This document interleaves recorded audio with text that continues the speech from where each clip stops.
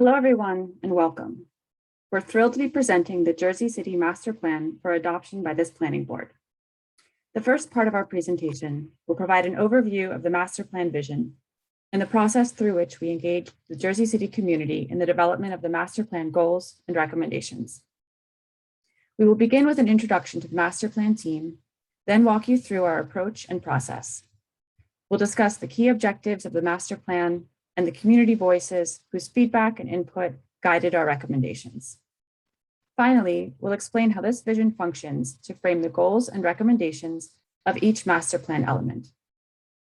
Following the master plan vision, the element teams will present the open space and land use recommendations. Jersey City Planning led the master plan update along with our team of planning consultants. AECOM, along with Tantum Realty, led community and stakeholder outreach and prepared the final master plan vision report. The agency landscape and planning team led the open space element, and the BFJ team led the land use element. They are both here to introduce their team members and present their work following this presentation. The Jersey City Master Plan vision seeks to capture the impacts and opportunities that have surfaced through the city's rapid growth to develop a plan that celebrates and strengthens our vibrant community. The master plan will provide a strategic vision and framework for implementing policies and actions in Jersey City over the next 20 years.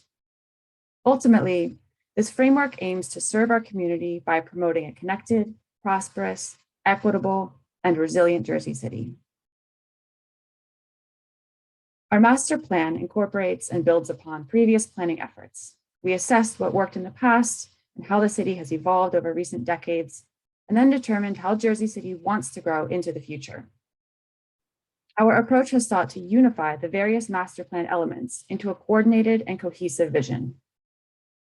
In addition to re-examining and revising the land use and open space elements and the many components that comprise those plans, our team also incorporated recommendations from the recently updated housing and circulation elements, bike and pedestrian plan, and climate action and resiliency plans.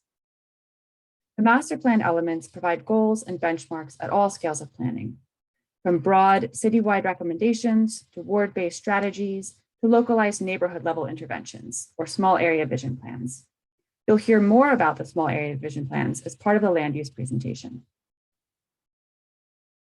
These goals and recommendations at all scales are framed by 4 lenses that provide the guiding objectives of the master plan: to expand and improve local and regional connections across transportation modes in order to increase access to essential services and facilities, to adopt strategic land use policies in order to amplify economic opportunities across the city, to prioritize climate resiliency, updating Jersey City's infrastructure and improving future sustainability, and to emphasize social equity and promote fairness, justice, and equality in our policies and services.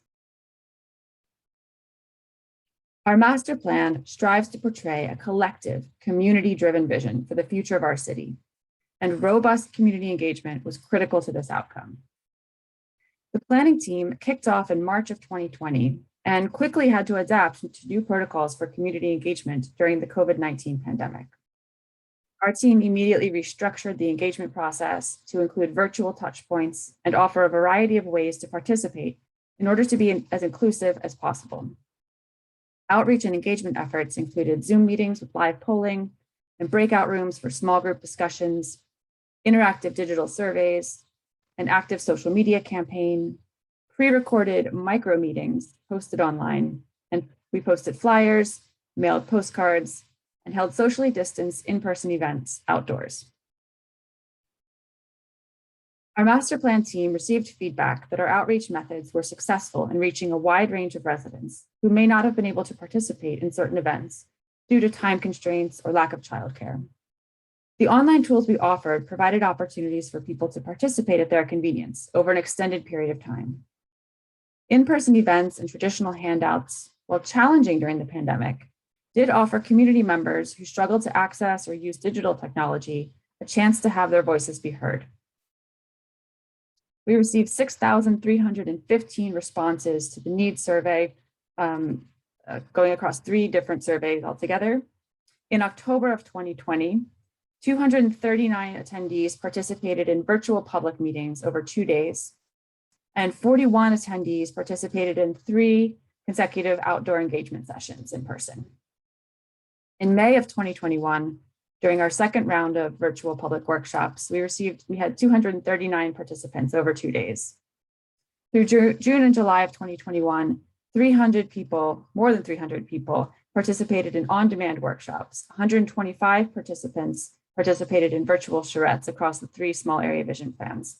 And throughout June of 2021, we advertised and conducted outreach at a number of different pop-up events throughout the city. All in all, the results from the amended engagement program due to COVID-19 were holistic and represented as many voices as were expected pre-COVID. This was a huge learning and growth experience for all of us, and it's expected to permanently change the way that public engagement is conducted in the future in a positive way. Before I turn the remainder of the presentation over to our land use and open space teams, I'd like to offer a brief explanation of how the master plan vision functions to provide a cohesive planning framework. Our team first identified the recommendations that were contained within each individual planning element, and then consolidated similar goals and recommendations across all of the elements. In this way, our vision is able to address areas of overlap between the different elements. These consolidated goals and recommendations were then filtered, if you will, through the lenses, allowing the final vision to identify the specific recommendations that the city can follow in order to become a more connected, prosperous, equitable, and resilient Jersey City. Thank you very much. I look forward to discussing your questions and comments after the presentations.